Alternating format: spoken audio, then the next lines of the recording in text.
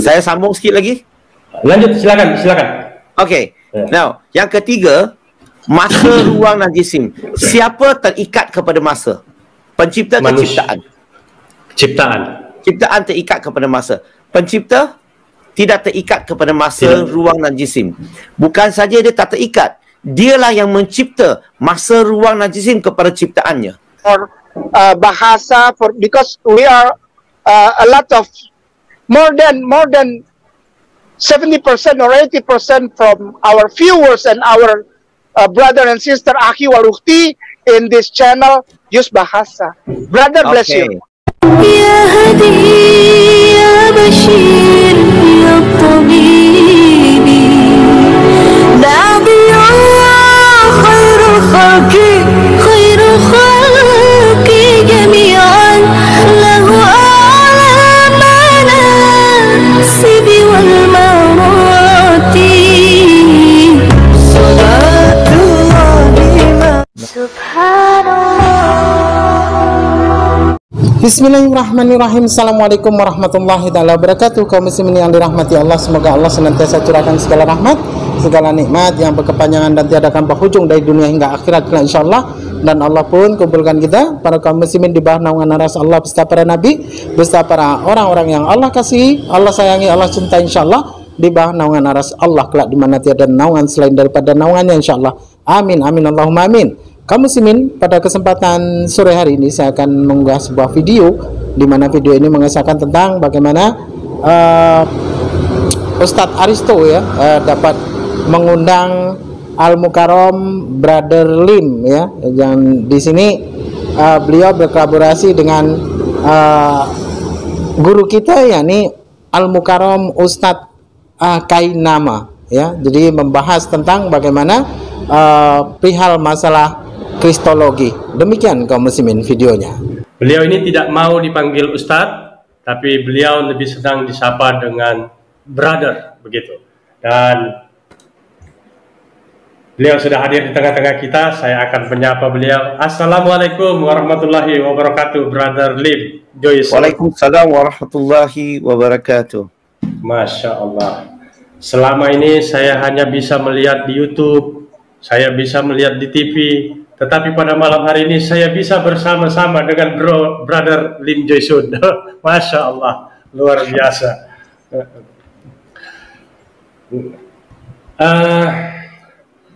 Mungkin saya akan bertanya dan sambil menunggu juga Ustadz Ahmad Kainama. Mungkin Brother Lim kenal dengan Ustadz Kainama, Ahmad Kainama. Belum kenal lagi. Beliau sahabat dekat Profesor Menahem Ali. Beliau dulu juga mantan seorang pendeta dan sekarang alhamdulillah hijrah masuk Islam dan sekarang menjadi pendakwah yang sangat luar biasa. Alhamdulillah. Mungkin ada beberapa pertanyaan yang akan saya tanya ke Brother Lim gitu. Kiranya mungkin Brother Lim sudi untuk menjawab pertanyaan saya. Tahun berapa Brother Lim? Saya akan usaha insyaallah. Saya akan cuba insyaallah. Baik. Tahun berapa Brother Lim masuk Islam ini, kalau boleh tahu? Tahun 1997. Oh, 1997. Gitu. Ya, lebih kurang 26 tahun yang lalu. Masya Allah. Apa yang menyebabkan Brother Lim masuk Islam lalu tinggalkan Kristen? Banyak cerita. Salah satunya adalah konsep ketuhanan dalam Islam. Secara umumnya majoriti agama di luar, apa-apa agama pun, mereka akan ajak kami sembah Tuhan, buat baik. Tapi dalam lebih bezanya Islam adalah Islam ajar kita kenal Tuhan dulu. Ya. Kenal Tuhan dulu. Ya. Bisa sambung? Bisa, lanjut brother. Lanjut. Okay. So yang buat saya tertarik kepada agama Islam, sebenarnya dia mula dengan satu tempat yang saya selalu pergi. Satu tempat namanya panggil disco. Disko ni, saya pergi disko, saya terjumpa seorang Muslim yang kerja di situ. Dan dialah yang mengajak saya ke rumah dia untuk tonton satu tape debat antara Sheikh Ahmad Deedat dengan Jimmy Swaggart. Yang debat itu di Amerika Syarikat. Tajuknya Is the Bible God's Words? So, bila tonton tape itu, saya dapat kesedaran untuk mengkaji agama. Sebab saya terkejut. Sebab Sheikh Ahmad Deedat memberi hujah, menerangkan bahawa, bagi hujah-hujah yang menerangkan bahawa Bible tu bukan kalam Allah. Sebanyak kecacatan, kelemahan, pecanggahan dan sebagainya. Tetapi Jimmy Swaggart pula tidak mampu nak menjawab soalan tu. Maka di situlah mulanya tertanya-tanya saya, benarkah saya dalam agama yang benar atau agama yang batil? Maka saya mula buat kajian. Dan bila saya buat kajian, selama 2 tahun lebih, nak 3 tahun kajian tu, kesimpulan kajian itu adalah, saya dah bagi diri saya lah, yang penting saya sebut malam ni adalah sekadar pengalaman saya ya. Saya bukan nak memburuk-burukkan agama lain, hanya nak cerita pengalaman saya macam mana, apa yang buat saya tertarik kepada Islam, apa yang buat menyebabkan saya meninggalkan agama lama saya. Okey, so selepas 2-3 tahun punya kajian, saya dapat buat kesimpulan bahawa Alkitab itu atau the Holy Bible bagi diri saya, dia bukan kalam Allah, tetapi dia mengandungi sedikit kata-kata Allah, sedikit kebenaran. Keseluruhannya dapat pandangan saya bukan kalam Allah. Mungkin saya bagi contoh. Kalau kita baca Genesis ataupun kalau Melayu panggil apa? Dalam bahasa Indonesia panggil apa? Genesis? Kejadian. Kejadian. Okey, bab nombor 2, ayat nombor 2. Kalau kita baca dia kata, and God create the heaven and the earth in 6 days, but on the 7 days God rested. Berarti dia kata Tuhan menciptakan alam dalam 6 hari. Pada hari yang ke-7 Tuhan beristirahat. Now, dari sudut saya, bila kata Tuhan beristirahat, adakah beristirahat itu sifat Tuhan ataupun sifat manusia? Sifat manusia. Kalau sifat manusia, siapa yang mengarang tu? Dia pasti datang dari manusia. Betul. Dan saya tahu dalam golongan Kristian, mereka percaya bila ayat itu disebut Tuhan beristirahat, bagi mereka bukan rehat. Tuhan berhenti daripada mencipta. Itu maksud bagi mereka. Tak apa, kita hormat apa yang mereka percaya. Tapi daripada kefahaman saya, sebab saya sendiri bekas Kristian dan saya pernah buat Bible study di Adelaide, South Australia, the Correspondent Bible Studies. Ya. Dan dia kata Tuhan beristirahat di sini. Bila kita kata Tuhan beristirahat, masalah kita bagi sifat manusia kepada Tuhan. Itulah jadi persoalan bagi diri saya. Dan memang ada orang kata berhenti daripada mencipta. Tetapi masalahnya, kalau dia berhenti daripada mencipta, kalau kita baca Exodus chapter 31 verse 17, kalau kita baca Keluaran bab 31 ayat 17, ayat yang lebih kurang sama, dia kata Tuhan menciptakan alam ini dalam 6 hari. Pada hari yang ke-7 Tuhan beristirahat, dan kemudian dalam bahasa Inggeris dia gunakan he was refreshed. Nah, kalau dia beristirahat dan apa? Dia tak tulis di situ ya. Tulis beristirahat. Ya. Bukan saja beristirahat, tetapi dalam bahasa Inggeris tu dia kata, dalam Bible dia kata he was rested and was refreshed. Maksud dia segar. Dia dah rehat dan dia segar. Kalau rehat dan dia segar, bukan menunjukkan dia berhenti daripada mencipta. Itu menunjukkan apa? Itu menunjukkan dia betul-betul beristirahat. Nah, masalah bagi diri saya, fitrah saya menolak bila kita bagi sifat yang salah kepada Tuhan. Kita kata Tuhan beristirahat. So bagi saya, kalau kita bagi sifat yang salah, itulah yang buat saya susah nak terima. Dan ayat seterusnya, kalau kita baca lagi, in the book of Genesis chapter number 6 verse number 6, dalam kitab tu dia sebut, Dalam Bible tu dia sebut, and God's regret create mankind on earth. Tuhan menyesal menciptakan manusia di muka bumi ini. Menyesal. Bukankah Tuhan Maha mengetahui? Kalau kita kata Tuhan menyesal, seolah-olah Tuhan tak ada ilmu apa yang akan berlaku. Dia cipta dulu, kemudian silap. Saya cipta budak Cina ni, contohnya. So kalau kita kata Tuhan menyesal, kita bagi persepsi bahawa Tuhan tak ada ilmu masa depan. So menyesal ni sifat Tuhan ke sifat manusia? Sifat manusia. Kalau sifat manusia, siapa yang mengarang? Manusia. Ya. Ya, itulah yang buat saya susah nak terima sebagai dululah bagi saya amat susah nak terima kalau bagi sifat sedemikian kepada Tuhan. Dan saya baca lagi yang buat saya menolak salah satu ayat adalah Genesis, iaitu kejadian tu bab 1 lah, keseluruhan bab 1 tu menceritakan tentang kejadian alam ini, macam mana Tuhan mencipta. Saya ringkaskan, dia kata ciptaan Tuhan pada hari yang pertama. Ada cahaya, ada siang dan malam. Cahaya, siang dan malam. Ciptaan Tuhan pada hari yang pertama. Yang kedua, langit. Yang ketiga, bumi. Yang keempat, matahari. Yang kelima, binatang laut. Yang keenam, manusia. Yang ketujuh, Tuhan beristirahat. Now, kalau kita boleh rewind balik, kita mula dengan hari pertama dulu. Biarkan 2, 3, 4, 5, 6 semua belum wujud lagi. Kita lihat hari pertama. Dia ada siang dan malam. Macam mana kita boleh dapat fenomena siang dan malam? Betul. Siang dan malam ini adalah putaran bumi dan putaran matahari. Putaran bumi dan matahari. Ya. Nah, masalahnya, bumi dicipta hari yang ketiga. Matahari dicipta hari yang keempat. Macam mana kamu boleh ada hari pertama pada hari pertama? Sementara mata. Ya. Macam mana bisa kamu ada hari pertama tanpa bumi dan matahari? Ya.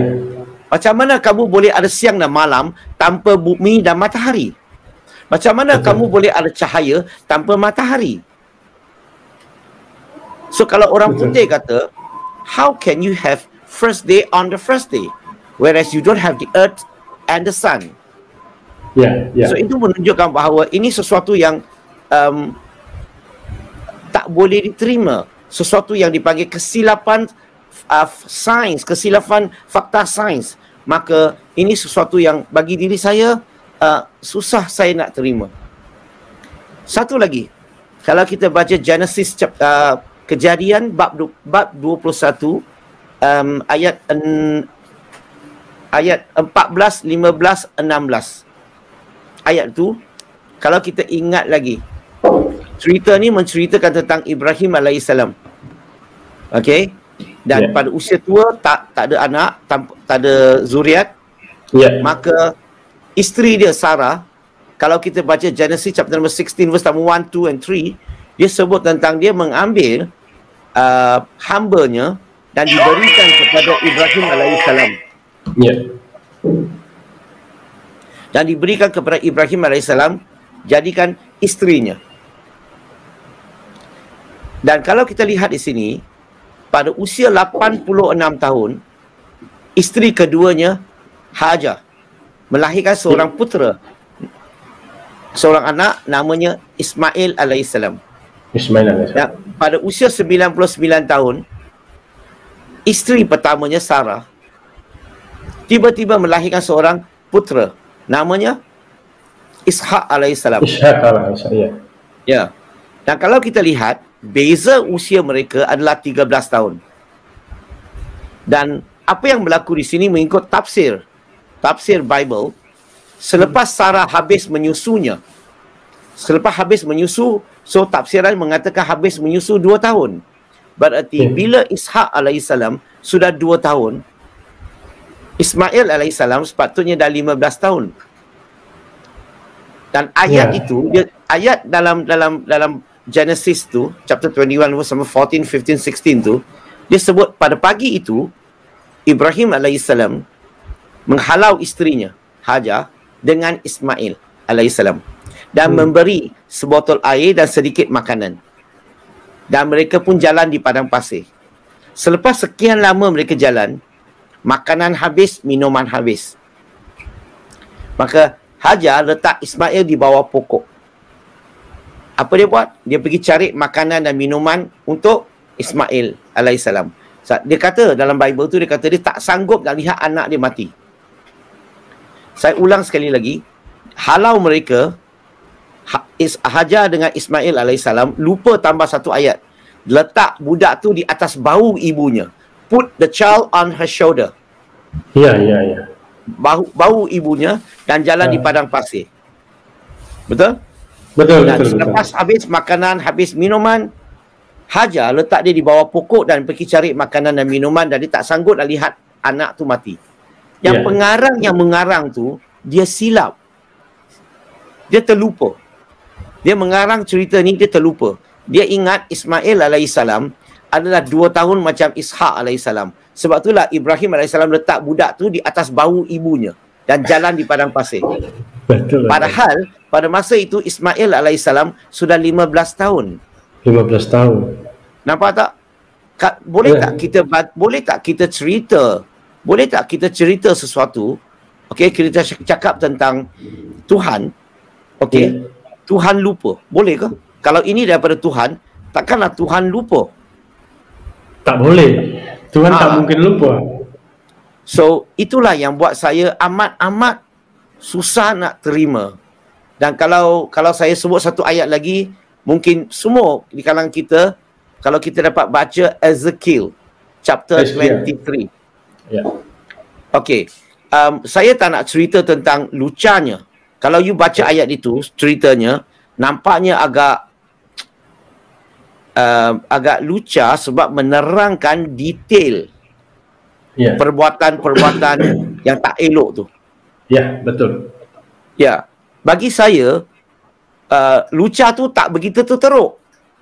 Paling teruk kalau kamu baca 2 ayat. Ayat pertama dan ayat nombor 4. Jangan lupa Ezekiel ini, ayat itu sebut, and the words of the Lord came to me saying. Maksudnya dia terima wahyu. Itu yang pertama.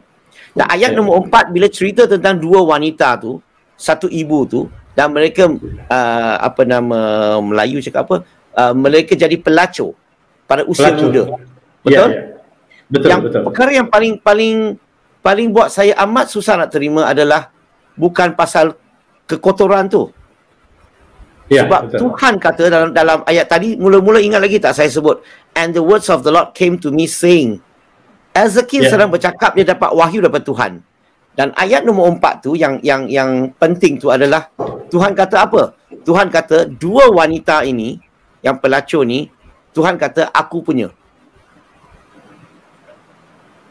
Tuhan kata pelacur tu aku punya.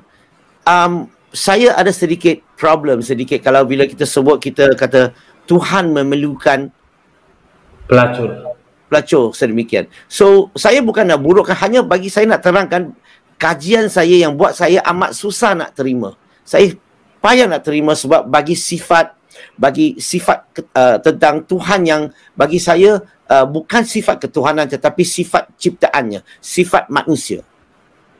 Ya. Betul. Dan amat tertarik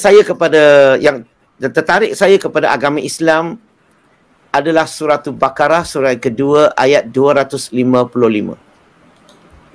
Ayat Al-Baqarah.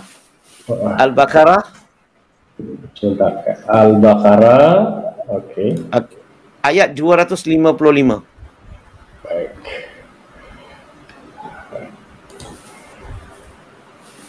Ayat inilah saya ambil ayat ini, maksud ayat ini, dan saya mencipta satu teknik, satu kaedah untuk kita macam mana kita nak mengenali Tuhan. Agama secara umumnya di luar akan mengajar penganut mereka sembah Tuhan buat baik.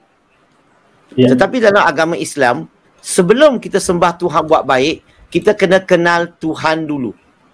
Kita kena bezakan siapa Tuhan, siapa bukan Tuhan dulu. Okey? Amat penting. Saya bagi contoh ya.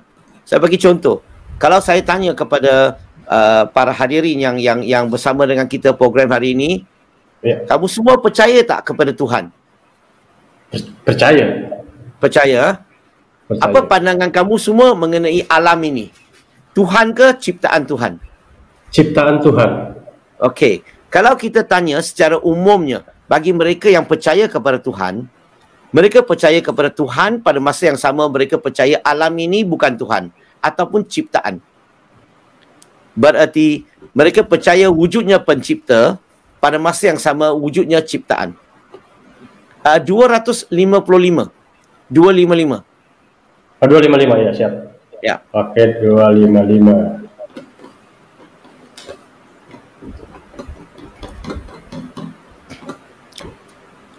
Okey, tak apa. Mungkin saya terangkan saja. Baik, Saya bagi saya terangkan supaya para pendengar boleh dapat idea macam mana. Ya. Tengok ya. Kalau kita sebut tentang pencipta dan ciptaan. Pencipta dan ciptaan. Okey? Pencipta dan ciptaan. Now, majoriti orang yang beragama, dia percaya wujudnya pencipta dan wujudnya ciptaan. Betul ke? Betul. Tapi tahu tak mereka, kalau kita tanya non-Muslim, kamu tahu tak macam mana nak bezakan siapa pencipta, siapa ciptaan? Percaya kata saya, mereka tak tahu. Kenapa tak tahu? Sebab agama mereka tidak mengajar begitu. Tidak mengajar. Ya. Sebab itulah mereka syirik kepada Allah. Ya, ya. So dalam Islam, perkara yang pertama sebelum kita menyembah Tuhan, sebelum kita mengabdikan diri kepada Tuhan, apa yang kita harus buat? Kita kena bezakan dulu siapa Tuhan, siapa bukan Tuhan. Siapa Tuhan, siapa bukan Tuhan. Itulah perkara yang paling penting. Contoh, kalau saya tanya sahabat,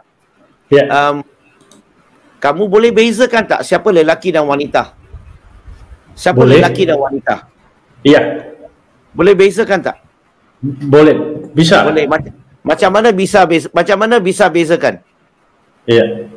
Dari bentuk badannya, Ciri-cirinya kan? Ciri-ciri lelaki begini, ciri-ciri wanita begitu. Betul tak? Betul. Maka kita tak keliru, betul? Betul. Ada kemungkinan tak kamu nak kahwin wanita, akhirnya kamu kahwin lelaki? Tak mungkin. Itu tak mungkin. Sebab kamu boleh bezakan, betul? Betul. Persoalan sekarang, apa ciri-ciri pencipta, apa ciri-ciri ciptaan? Kamu tahu tak? Ya. Contohnya, kalau kita tanya non-Muslim lah, dan percaya kata saya mereka tak tahu. Sebab agama mereka tidak ajar. So, bila kita cerita tentang agama, perkara yang pertama paling penting, fokus kita adalah Tuhan. Maka kita mesti boleh mampu bezakan siapa Tuhan, siapa bukan Tuhan. Siapa pencipta, siapa ciptaan. Kena bezakan dulu. Bila kita boleh bezakan dengan jelas, barulah kita boleh abdikan diri sepenuhnya kepada pencipta. Contoh, pencipta, ciptaan. Kalau saya letak tengah-tengah di sini, satu perkataan kekal abadi. Di Indonesia, kekal abadi sama ke? Sama.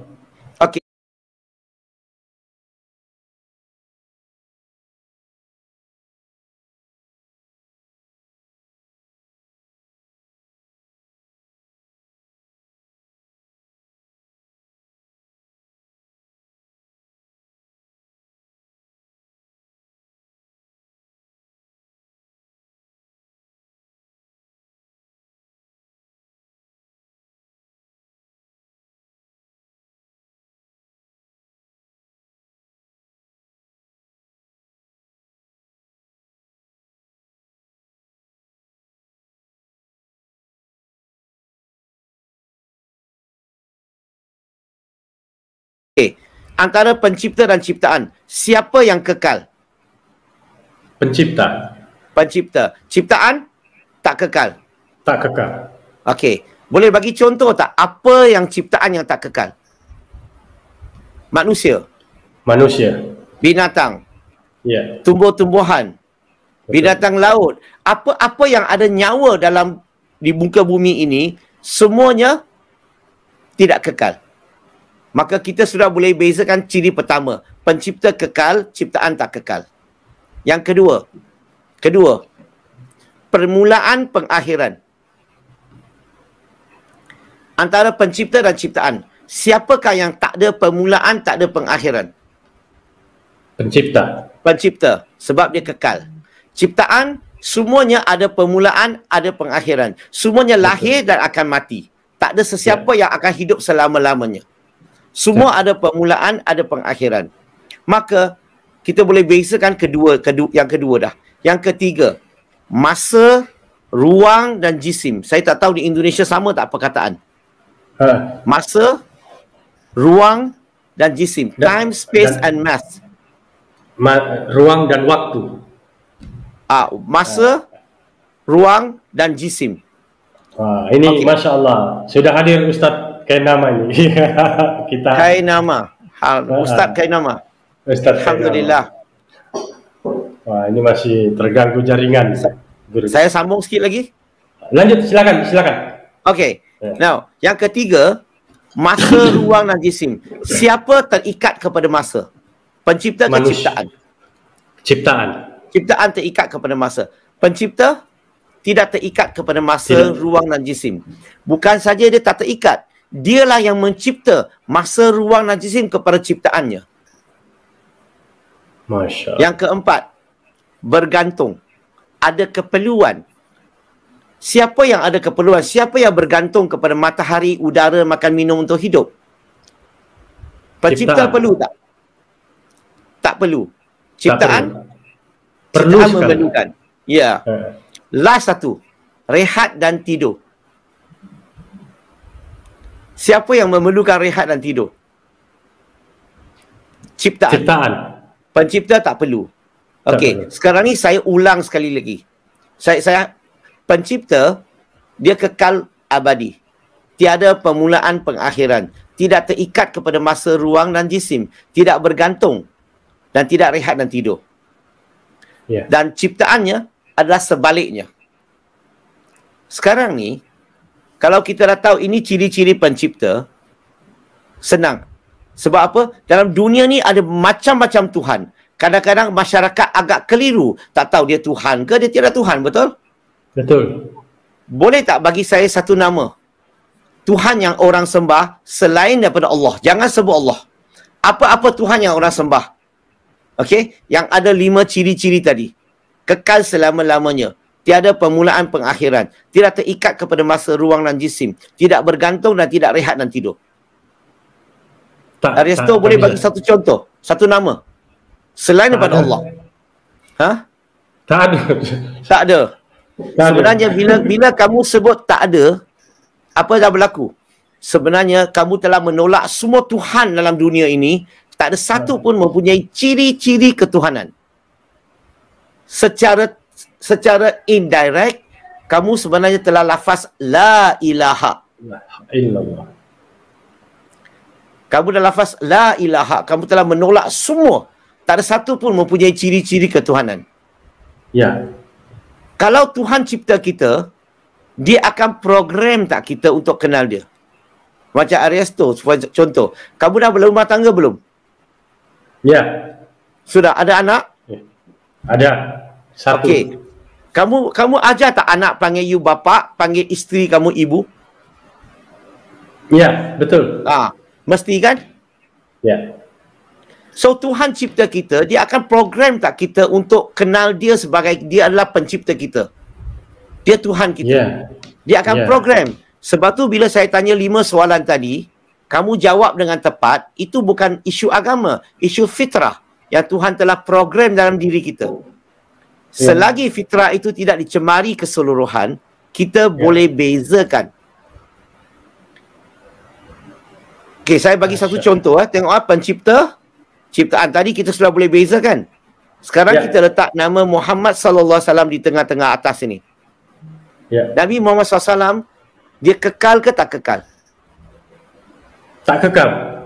Tak kekal, maka dia jatuh dalam kategori ciptaan. Ciptaan. Dia ada permulaan pengakhiran tak? Ada. Dia ciptaan. Dia bergantung tak? Bukan. Dia terikat tak kepada masa, ruang dan jisim? Ya. Dia terikat. Ciptaan. Terikat. Dia bergantung tak? Udara, matahari, makan, minum? Ya. Bergantung. Ciptaan. Dia rehat dan tidur? Yes. Ya. Ciptaan. Maka Nabi Muhammad sallallahu alaihi wasallam tak langsung tak ada ciri-ciri ketuhanan. Dia seorang insan, seorang manusia, seorang nabi atau rasul yang Allah utuskan untuk membimbing manusia kepada jalan Allah. Berarti kalau kita letak contoh, letak Buddha, Siddhartha Gautama Buddha contoh. Ya. Siddhartha Gautama, dia kekal ke tak kekal? Tak kekal. Dia tak kekal. Maka dia adalah ciptaan. Sebab dia ada permulaan pengakhiran kan? Dia lahir dan dia telah meninggal. Telah mati kan? Maka dia masuk kategori ciptaan. Dia terikat tak kepada masa, ruang dan jisim? Dia terikat. Terikat. Ciptaan. Semasa dia hidup dia bergantung tak? Dia makan minum tak? Iya. Makan, dia ciptaan. Dan dia rehat dan tidur, ciptaan. Berarti kita letaklah apa sahaja di dunia ini, dia akan masuk kategori jadi ciptaan. Contoh kita letak Jesus Christ. Now, bila sebut tentang Jesus Christ atau Nabi atau Isa alaihissalam, kita kena faham dulu kepercayaan Kristian, mereka percaya Jesus ada dua sifat. Sebagai Tuhan, pada masa yang sama manusia. Boleh faham? Ya. Berarti kita boleh cakap dengan kawan Kristian kita, apa yang kalau kamu percaya Jesus tu Tuhan, itu saya hormat apa yang kamu percaya. Kita tak masuk campur. Tapi poin di sini adalah kita nak cerita apa yang dicatat dalam Bible tentang siapa tu Jesus dalam Bible. Ya. Kalau contoh, saya bagi contoh. Kita baca Matthew chapter number 2 verse number 1. Jesus Christ was born in Bethlehem. Luke chapter number 2. Luke chapter 2 verse number 21. Yeah. Okay, he was circumcised when he was 8 days old. Luke chapter number 2, verse number 52. He grew in height as well as wisdom. Luke chapter number 4, verse number 2. He fasted for 40 days. Matthew chapter 27, verse number 46. And he died on the cross. Kalau kita lihat apa yang dicatat, perjalanannya, kehidupannya di muka bumi ini, dia bagi kita gambaran, dia seorang insan, dia seorang manusia. So, Jesus Christ, dia kekal ke tak kekal? Dari sudut kita orang Islam, kefahaman kita orang Islam. Tak kekal. Dia tidak kekal. Maka dia masuk kategori ciptaan. Dia ada permulaan tak? Ada permulaan. Ada lah. Dia ada permulaan. Orang Kristian menyambut Merry Christmas. Ya. Kelahiran ataupun Maulud Isa. Kelahirannya.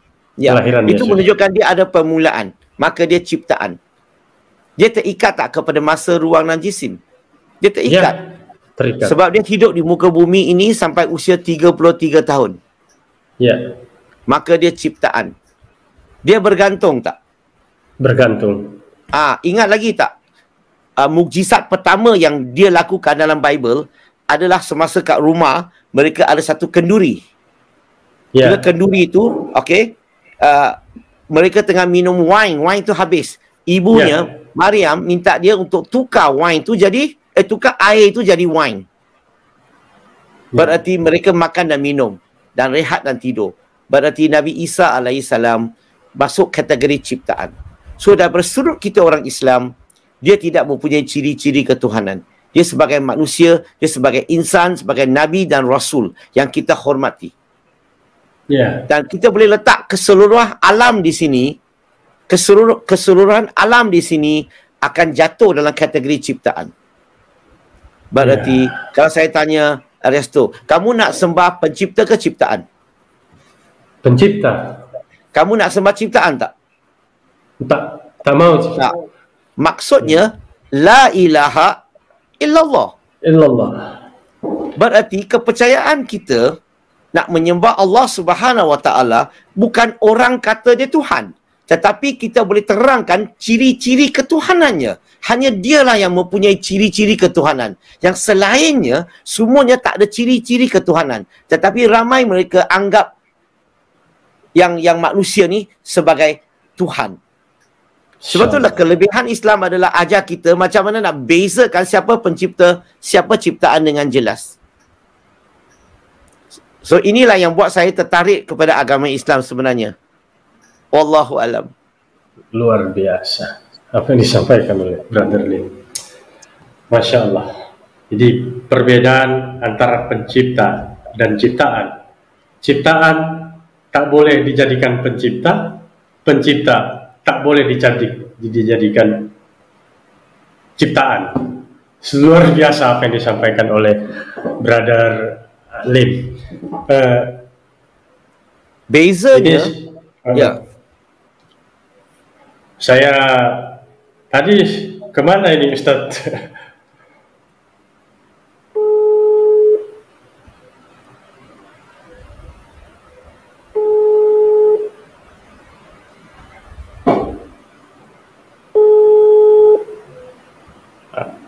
Lanjut brother, lanjut. Okay. Ya.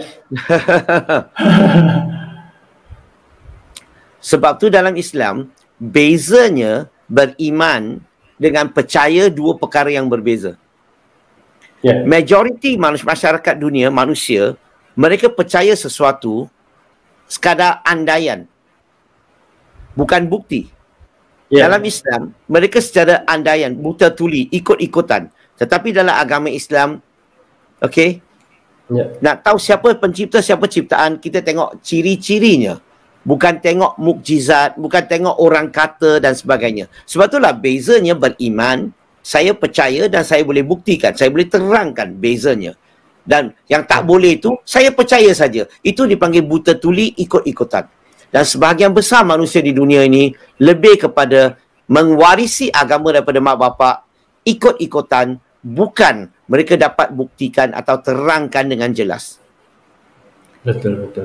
Luar biasa.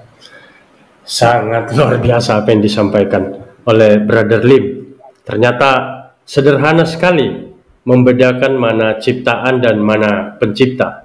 Jadi, masihkah kemudian kita menjadikan ciptaan sebagai pencipta? Ini sebuah problem yang sangat besar. Nah, mungkin pertanyaan saya kedua terhadap Bro Lim, bagaimana pandangan Bro Lim terhadap Nabi Muhammad Sallallahu Alaihi Wasallam? Karena di agama kita dulu, kita menganggap ini adalah orang yang suka kawin, suka punya istri banyak begitu. Bagaimana pandangan Bro Lim tentang Nabi Muhammad? Saya mula-mula memeluk agama Islam tidak banyak mengenali Nabi Muhammad sallallahu alaihi wasallam, hanya mengenai tauhid yang dengan jelasnya. Dan kemudiannya bila saya baca buku sirah Nabi Muhammad sallallahu sirah Nabawi, mengenali Nabi Muhammad sallallahu alaihi wasallam, dan saya dapat lihat dia begitu hebat sekali sebagai manusia. Mungkin kita boleh lihat contoh salah satu tulisan daripada Michael H. Hart, 100 most influential. Kita sapa dulu. Assalamualaikum warahmatullahi wabarakatuh. Waalaikumsalam warahmatullahi wabarakatuh. Brother, Allahu Akbar. This is a very great moment because this is become a huge, some kind like a great gift. I have my pleasure. It's my pleasure. It's really my pleasure To have opportunity to meet two great people like you both. No, I have the great people because I only see you in YouTube for several times, and this is a great moment for me to have you one frame. I'm still working for the StreamYard, but this is a great moment and nice gift from Allah Subhanahu Wa Taala to have you, brother. How are you, brother? Blessing from Allah. I'm feeling great. You know, I was told by Aristo that I think we three of us are reverts, right? Oh, yeah. This is the unique part. And the best gift that a person can receive in this dunya, indeed, is the guidance of Allah Subhanahu Wa Taala, is the hidayah. The best gift. Yeah. Definitely, brother. Allahu Akbar. Right. Continue your what do you want? Well, I prefer that we are having that. I would like to ask you to because I'm late to entering this room. I'm still looking for, because my phone is not compatible for StreamYard. So Okay. I thought that I already make some application for it, but when I started, there's difficulties with it. So, brother, it's your time. Bless you, brother. Okay. I think I make it brief so that we can have more discussion. I speak Yeah. in Malay. Is it okay? Yeah, Because indeed. the audience probably. Yeah. That's better. I'm sorry that I will ask you also if you not object for it. Please use Malaysia or Bahasa because we are a lot of more than 70% or 80% from our viewers and our brother and sister Akhi wal Ukhti in this channel use Bahasa. Brother, bless you. Okay, thank you. Okay, sambung sedikit tentang saya tertarik kepada Nabi Muhammad sallallahu alaihi wasallam. Mula-mulanya saya kenal Nabi Muhammad SAW bila saya tonton Didat, Syekh Ahmad Didat. Dia menerangkan tentang dalam kononnya dalam Bible, dia ceritakan tentang menceritakan tentang kedatangan Nabi Muhammad sallallahu alaihi wasallam. Di situlah saya mula dapat mengenali mengenali Nabi Muhammad SAW, dan kemudiannya perlu tak saya terangkan itu semua? Saya rasa kamu dah tahu kan, tak perlu saya terangkan sangat. Ya. Dan saya baca sirah Nabawi dan saya amat tertarik dengan akhlak Nabi Muhammad sallallahu alaihi wasallam. Okey, amat tertarik dengan akhlaknya. Okey, walaupun ada banyak cerita, ada banyak tulisan yang mengutuk, yang memburuk-burukkan image Nabi Muhammad SAW, dan saya rasa majoriti semua itu adalah salah faham terhadap Nabi Muhammad sallallahu alaihi wasallam. So dan bagi saya lah, diri saya, saya rasa manusia yang paling hebat di dunia adalah Nabi Muhammad sallallahu alaihi wasallam. Ya. So saya sangat amat berterima kasih kepada dia sebab dialah yang membawa Islam kepada kita. Dialah perjuangan dia. Kalau kita masih ingat lagi dalam khutbah yang terakhir, bila dia menceritakan kepada para sahabat yang dihadiri oleh tidak kurang daripada 110,000 para sahabat. Dan dia tanya kepada para sahabat, adakah aku telah sampaikan Islam kepada kamu semua? Dan mereka jawab, ya Rasulullah, sebanyak 3 kali. Dan Nabi Muhammad SAW kata, pergilah sampaikan kepada mereka yang tiada di sini. Dan kalau kita lihat lagi, mengikut kajian ulama Islam mengatakan bahawa hanya dekat 10,000 saja kubur di tanah Arab, 100,000 para sahabat kubur di luar tanah Arab.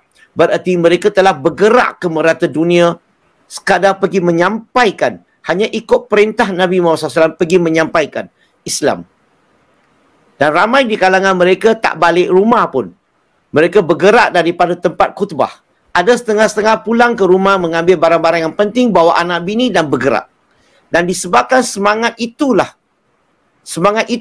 Islam sampai ke setiap penjuru dunia. Setiap penjuru dunia.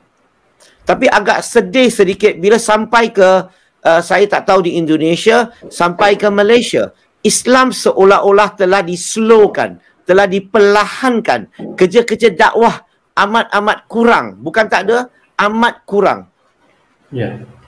Ya. Dan kita semua perlu jawab di depan Allah Subhanahu Wa Taala bila non-Muslim di Malaysia, kalau mereka meninggal tanpa ada peluang untuk mendengar mesej Islam, kita semua perlu jawab di depan Allah Subhanahu Wa Taala. So saya amat tertarik dengan contoh. Ada satu buku yang saya menterjemahkan. Buku tu adalah 40 hikmah akhlak Nabi Muhammad sallallahu alaihi wasallam. Dan satu lagi buku, Relationship with Non-Muslim. Dan insya-Allah kalau nanti ada peluang saya postkan kepada Ariasto dan juga Ustaz Kainama. Betul ke bacaan saya? Betul. Saya ada tulis lebih kurang 7-8 buku sebenarnya untuk sudut dakwah, buku dakwah. Wallahu alam. InsyaAllah. Luar biasa. Nah, ini Assalamualaikum Ustaz Kainama. Waalaikumsalam warahmatullahi wabarakatuh. Ustadz Ariesto, aku mohon maaf karena aku Iya. terlambat masuk karena aku ternyata StreamYard-nya belum di-download. Jadi itulah masalahnya karena ada masalah dengan password. Jadi dia minta nama email, lalu passwordnya saya lupa karena saya tidak pernah urus-urus begini. Orang yang urus. Jadi saya begitu diminta saya lupa password. I forgot my password, brother. That's why I'm still some kind of a person who have a lack in in technology. Don't worry, brother.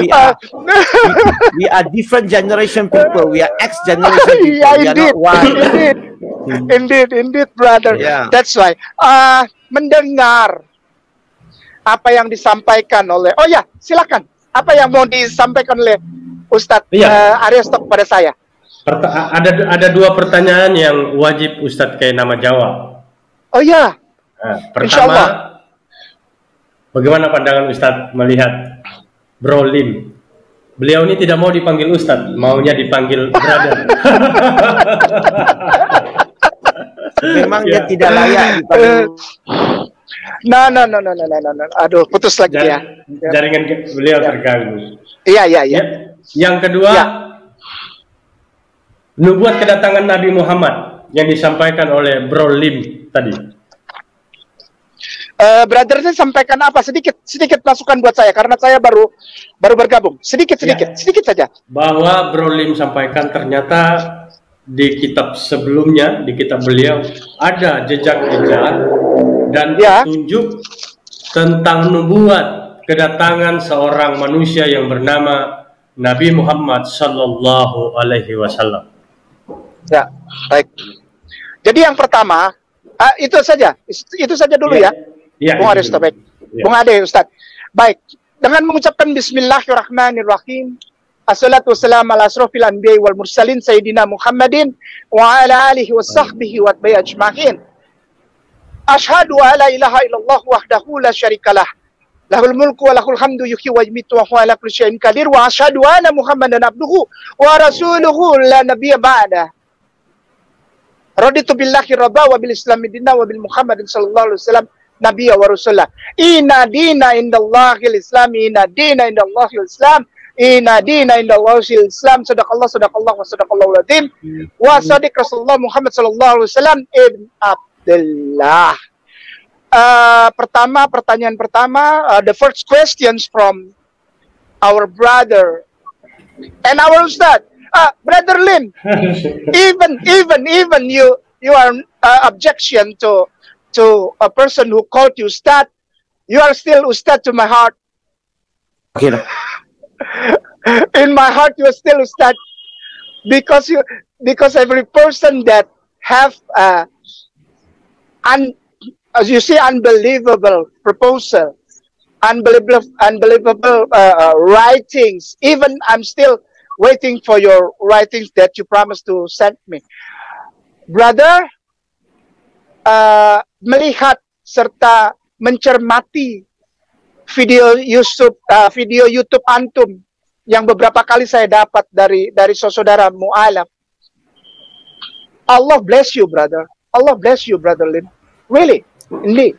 In your daily activities, in your tongue, in your lips, in your voice, Allah give a blessing and strength to spread the news about Rahmatan lil Alam. Allah bless all of us, thank you. Sukran. Brother Ariesto asked me my view about you, brother. Pandangan saya about Brother Lim. You are not only a brother for me. Even this is the very first time that we met in the one frame of this channel, Jim Media Channel.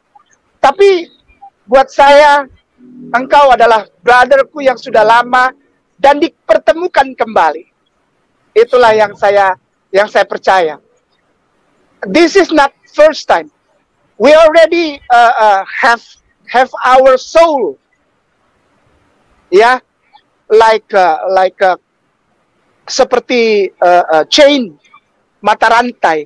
orang-orang yang dipilih Allah, every single person, every single individual yang dipilih Allah, chosen by Allah, gracious and mercy, itu sebetulnya sudah dipersatukan menjadi mata rantai, brother. Seperti chains. Jadi kita sebetulnya sejak awal, brother, you already become my brother. Even this is the very first time that we see each other in the one frame. So, even you are sometimes like keberatan untuk dipanggil atau disapa sebagai Ustadz, you are my Ustadz. You are my Ustadz. Because you have challenge others, brother Muslimin wal Muslimat, or even from Christian or Catholic or other religion. Engkau sampaikan rahmatan lil alamin yang really different from my view. So you have your own angle to talk and tell about the news about rahmatan lil alamin. So there is a very different view. So I see that this is a very special person. This is a very special brother that Allah gave for me, Kainama. To see that we have also, kita punya saudara lain yang punya pandangan lain dari sisi yang lain, from a different angle about comfort to Islam by saying 2 words of Shahada. So, like like a rainbow. Every single person who saying Shahada and tell others about their view about that, they already taken the huge step saying towards holy words of Shahada, like a rainbow. One person tell this part, the other person tell this part. They're like a rainbow. So this is like a knowledge from Allah Subhanahu wa Taala, from me personally, that every single person that been chosen by Allah itu punya pandangan yang beraneka ragam, dan Islam adalah the beauty of a rainbow from Allah. Ini pandangan saya. Pertanyaan saya, pertanyaan Ustadz Bungadek pada saya, bagaimana pandangan Kainama terhadap Brother Lim? Brother, more than a brother for me, you are my Ustadz, my teacher. Because inshallah, I take if you're not objection, that I want to tell you something that perhaps in the future I maybe some kind like a quoting from your argumentation about Islam on a view of a person who convert to Islam and born not in Islam family and not born in Islam societies or family or surroundings or atmosphere, some kind like that. I would like to ask your permission if one day I quoting from your knowledge, brother, if you're not objection. Yeah, you're most welcome. You're most welcome.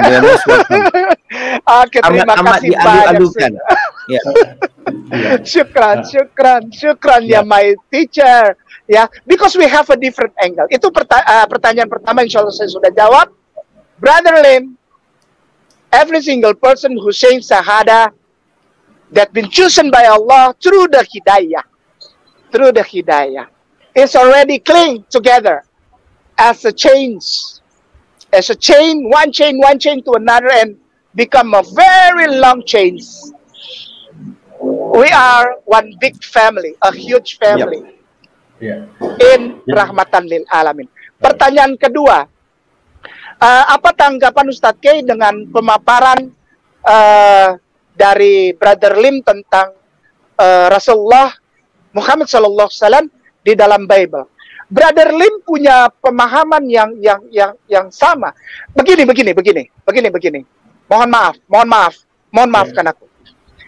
Even the Bible, bahkan Bible sendiri, diimani oleh saudara kita yang tersayang, yang aku hormati, Kristen dan Katolik, para ahli teologi, para pemimpin agama Kristen dan Katolik, mereka memahami bahwa the four gospel, 4 Injil itu, Matthew, Mark, Luke, and John, bercerita tentang sosok yang sama, yaitu Jesus Christ, Yeshua HaMashiach, Isa HaMasih, dalam 4 angle yang berbeda. Mengapa saya tidak menerima bahwa Brother Lim dengan pengalamannya, his own chosen testimony of experience, the experience testimonial about one very special, unbelievable, and marvelous person named Rasulullah Muhammad sallallahu alaihi wasallam. Kita sepakat berarti kita sepakat. Saya Kainama yang tidak ada apa-apanya ini. Saya hanya fakir ilmi. I really poor in historical or in theological or even I only wrote still waiting for the third my book. Brother Lim already 7. So I would like to express myself about Brother Lim. Brother Lim is above me. Allah chose him to become one person who saying Shahada, and he's better than Kainama. Because 1 or 2 point, 1 atau 2 pandangan Brother Lim terhadap Rasulullah Sallallahu Alaihi Wasallam berbeda dengan pandangan Kainama. Berbeza. In Malaysia, in Melayu, they say berbeza. But in Indonesia, berbeda. But in Indonesia berbeda. Ya. Berbeda. Tapi perbedaan itu seperti yang saya bilang di depan, as a rainbow. Yeah. Colors, the beautiful colors, different, but brings beauty about the story, about one person, unbelievable person, ordinary person, but become extraordinary person because he's been chosen by the great creator Allah Subhanahu wa taala. Rasulullah, Habibullah wa Nabiullah Muhammad sallallahu alaihi wasallam. Bible penelaahannya itu berbeda-beda orang. Tapi tetap satu ujung, satu muara. What is that? Apa itu?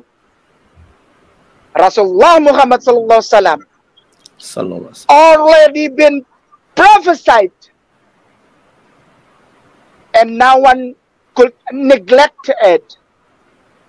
Dan tidak ada satu orang pun yang dapat meninggalkan itu, yang dapat mengesampingkan hal itu.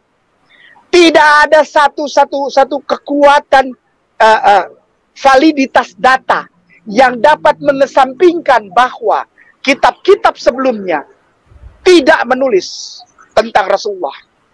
Semuanya itu seiring berjalannya waktu terbantahkan karena tidak bisa disangkal.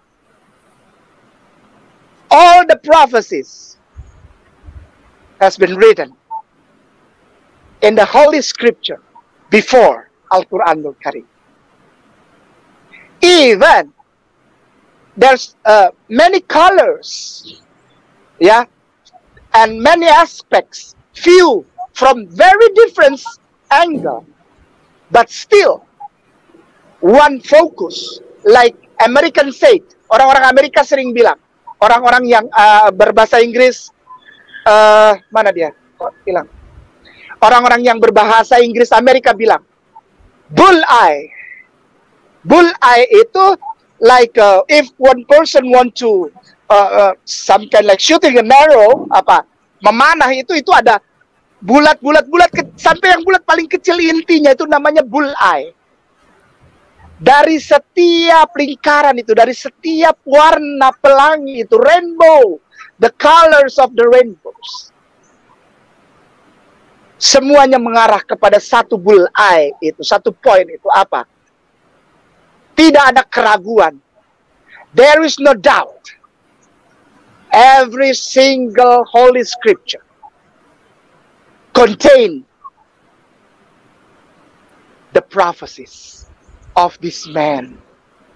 Ordinary man, but become extraordinary person when this person become flesh.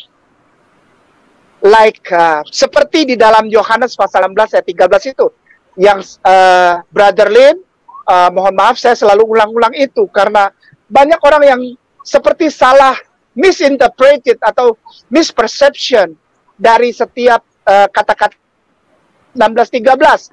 John chapter 16 verse 13. Para saudara yang sangat aku hormati, dan aku tidak pernah benci, dan aku tidak pernah serang, dan aku tidak pernah menodai kitab suci mereka serta faith mereka. Tidak. Aku hanya mengajukan testimonial dari experience-ku sebagai orang yang pernah ada di sana. Aku selalu pakai Yohanes 16:13. John chapter 16 verse 13. Kenapa? Kainama itu tidak saya tidak menodai. Saya tidak insulting. I don't want other person say that Kainama is knew nothing. No. I don't need those interpretation about myself. But saya tidak perlu pengakuan tentang masa lalu saya, Brother Lim. Tidak. Saya hanya mengajukan pengalaman. John chapter 16. Nah, demikian tadi kaum muslimin ya, yang dimana kolaborasi yang sangat luar biasa dari guru-guru kita. Semoga Allah menjaga beliau-beliau, dan semoga Allah murahkan beliau-beliau dari segala urusan, dan Allah pun senantiasa sehatkan beliau rohani maupun jasmani. Oke, demikian saja kaum muslimin yang dapat saya sampaikan. Saya akhiri video saya ini. Wassalamualaikum warahmatullahi taala wabarakatuh.